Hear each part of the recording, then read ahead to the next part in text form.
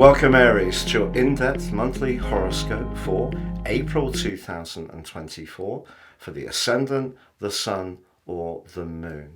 I'm going to give you some standout details to look out for, but please stay with me. I will explore in much greater depth all the ins and outs particularly relevant to your sign.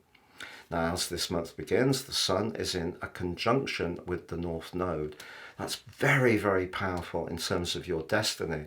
But Mercury, the planet of communication, is also with you, along with Chiron, and Mercury goes retrograde on the very first day. So as much as you're seeking to empower yourself with the support of the North Node, it may be that something that has been ongoing you'll decide to stall on, and something else will start to engage your attention in a much more powerful way.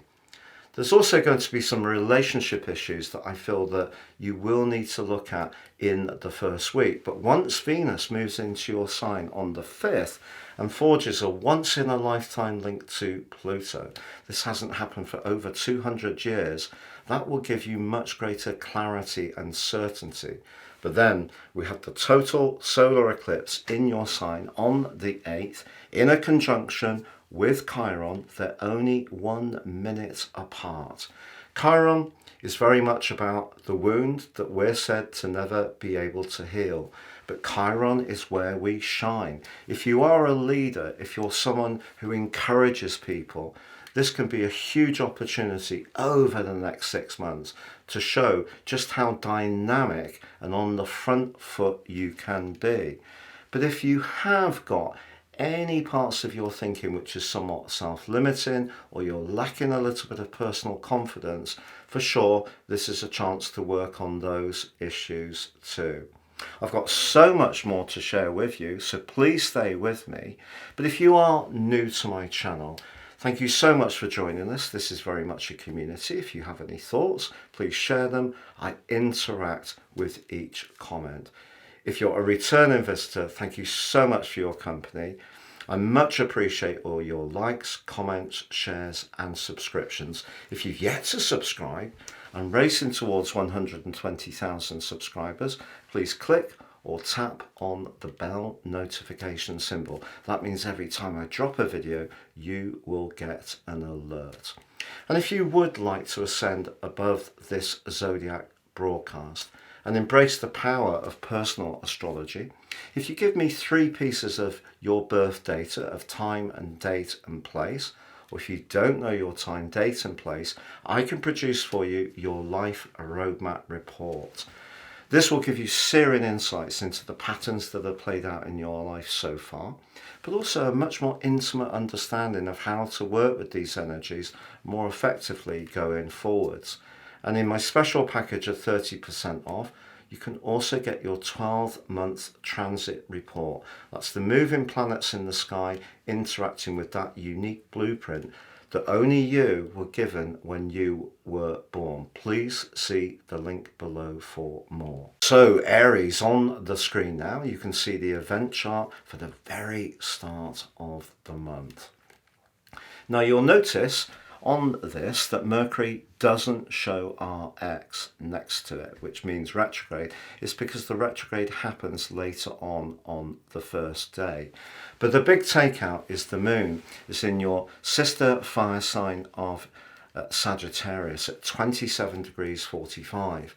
But the critical factor is that it is in a square with Neptune.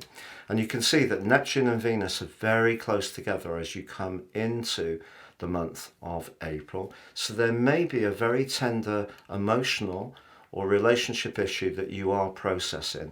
It's possible that someone has really captured your imagination, but you're not quite sure how this will pan out. What I will say to you is that having the moon squaring Neptune can create a degree of amplification in terms of your sensitivities right through April. So it is going to be important at times when you are feeling perhaps a little bit fretful or maybe even frustrated, that you do remember that the moon in Sagittarius is very much a truth seeker. And if something does seem a little distorted, or someone seems a bit evasive, or not quite responding in the way you want, it's certainly something you're not imagining. But you can also see, Aries, that the part of fortune is very close to Venus. Something you've worked hard on over many months before could come to fruition this month, and it may be to do with money. Because Venus isn't just about relating, it is about lucre as well.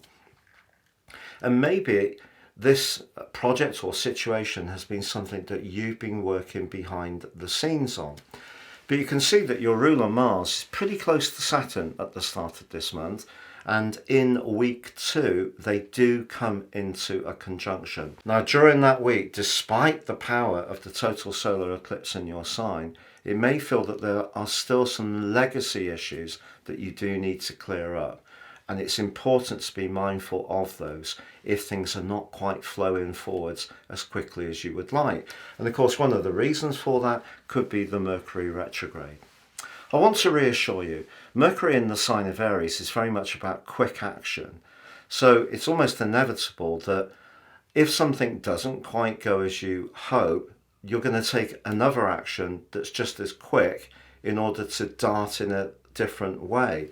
So there may be a series of pauses and starts, but it's all for the greater good, because by the time that Mercury emerges from its retrograde, which is going to be on the 24th, you're going to see that something that didn't quite work out for you, there was a bigger reason for it.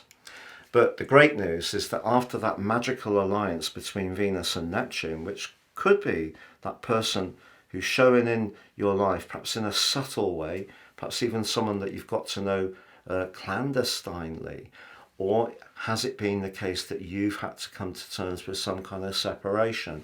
Either of those scenarios are possible, but by the 5th, as Venus bursts into your sign, okay, it's technically debilitated in Aries, but I actually love Venus in Aries in people's natal charts because I feel it gives them a lot of pluck. The whole thing with Venus, through its rulership of the sign of Libra, is about diplomacy. But sometimes that diplomacy can be a little bit, or seem to be a little bit superficial. Whereas in your sign, there's much greater urgency. So if there is someone that you're interested in developing the relationship with, the link between Venus and Pluto, the first for over 200 years, could be life-changing. So I feel what's happening at the start of this month is that, yes, there is one foot very much in the present, in terms of the Sun, Mercury, the North Node and Chiron, but Mercury retrograde suggests that there could be some rethinking. The gathering of energy, including your ruler Mars, very close to Saturn, and also Venus very close to Neptune, being squared up by the Moon in Sagittarius at the start of the month, suggests that some delicate issues may need to be processed right at the start of April. But I feel that Venus moving into your sign really starts to see you travel forwards, despite Mercury suggesting that there may be some rethinking. But then that glorious total solar eclipse of the 8th, just 1 minute apart from Chiron. It's very important to understand that Chiron is an influence that we can make work for us very effectively. If you do feel, and obviously Chiron in your natal chart may not be in Aries, and it may not be in the first symbolic house, but if you feel that your Chiron influences are not quite resolved in your life, and some astrologers claim you can never solve them, I feel the key is to understand that Chiron in Aries is very much about our identity. It's about a self-belief in what we're trying to achieve. But you've had some big energies going on over the last year because Saturn joined up with Neptune in your 12th house. And I feel that something that has worked very, very well for you for a long time has in some ways come to a close. And it may not have been a totally chosen closure. It may have been something that seemed beyond your control. So what's happening is, if there is any emotional debris still outstanding from that event, you're going to have to deal with it. And Chiron is saying, dealing with that wound, the quicker you can look at it in the face, the quicker you can move on. But because your ruler Mars is aligning to Saturn from the 6th to the 15th and becomes exact on the 10th, if something really feels oppressive, it could be a sore point. So I feel a lot of astrologers will claim that this solar eclipse in your sign gives you enormous power to go forwards as an individual, but it is so important to understand that those painful things that have been unfolding, or that greater psychological emphasis in your situation over the last year, is something you still need to hold. And the more you bring it into your situation, the better.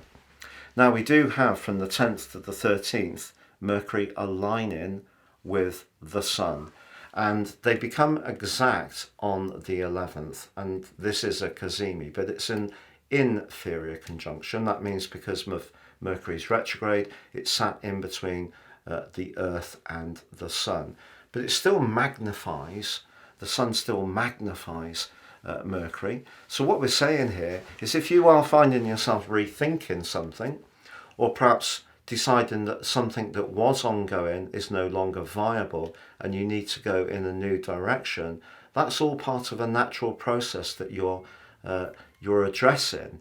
And that actually, particularly with the symbolism in week 1 of the Sun being aligned with the North Node, suggests that some kind of big relaunch is taking place within you, and you're having to sift through what was really important and what now is more to do with your past and come more into the present. So that is such an enormous opportunity for you. So see this as a chance for healing. And that becomes particularly so when Mercury comes into a conjunction with Chiron on the 13th. Now, the other big news story of this month is that Jupiter and Uranus are in a conjunction for the whole month within 3 degrees. And that comes up to the boil on the 21st, but they're both also arcing to Mars in Pisces. Mars has shrugged off the more limiting energies of Saturn by this time, and again, something that you put an awful lot of effort into in the past could then reap you a reward, and it could be quite unexpected how this plays out. And it can happen very quickly. Uranus in the mix is a very electric, fast-moving energy, so that in itself very exciting. But that brings us to the full moon, which occurs on the 23rd, and that is afflicted by Pluto. So that's why, in terms of your financial situation, because the moon's in Scorpio, which is the most passionate full moon of the year, and it's very much to do with where you're most connected, but where you're most devoted. But it can also be where you're most invested. And Pluto again is saying, look, I'm in the most idealistic part of your situation, the one that's to do with your future hopes.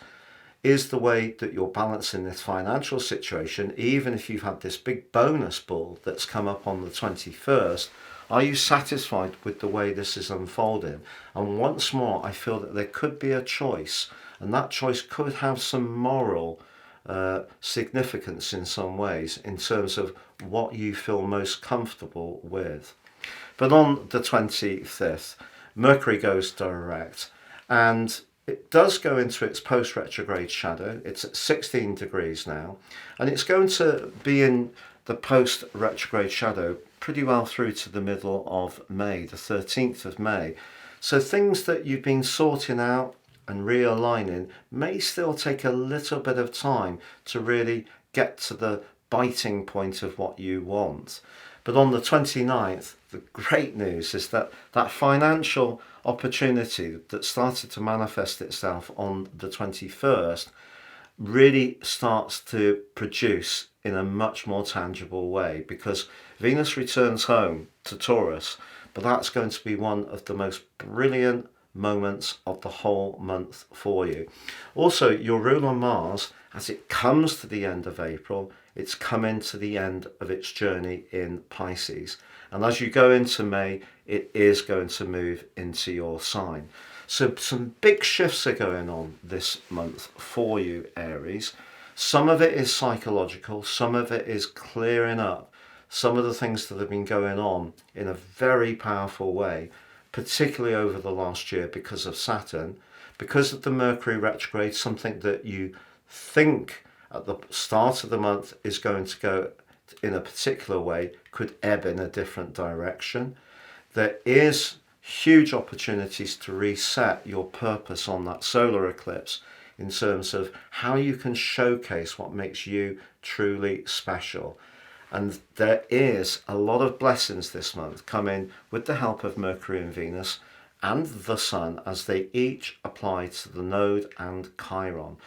So your chance to show who you are is going to give you a transformation, a huge transformation, but there may be two really major choices that you have to make. But I think financially by the end of the month, and in terms of your sense of self, you're going to feel so much more restored as April comes to a close.